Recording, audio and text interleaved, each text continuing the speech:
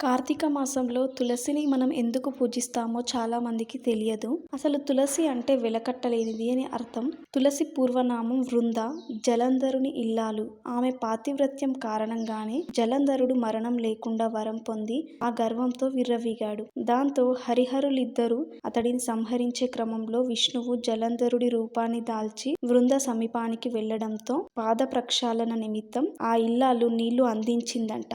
దీంతో ఆమెకు పాతివ్రత్యం భంగం కావడంతో పరమేశ్వరుడు త్రిశూలంతో జలంధరుడిని అంతమొందించాడు. అది తెలిసి వృంద తన దేహాన్ని యోగాగ్నికి అర్పించింది. ఆ బూడిద నుంచే మందారం, తులసి, ఉసిరి, మారేడు ఆకులు ఉద్భవించాయట. ఆ వృత్తాంతమంతా ఈ కార్తీకంలోనే జరిగిందని పురాణాలు చెప్పడం వల్లే తులసికి ఈ నెలలో అంత ప్రాధాన్యం ఇస్తాం. ఈ మాసంలోనే తులసి కళ్యాణాన్ని కూడా నిర్వహిస్తాం. ఈ వీడియో నచ్చినట్టయితే లైక్ చేసి ఛానల్ని సబ్స్క్రైబ్ చేసుకోండి.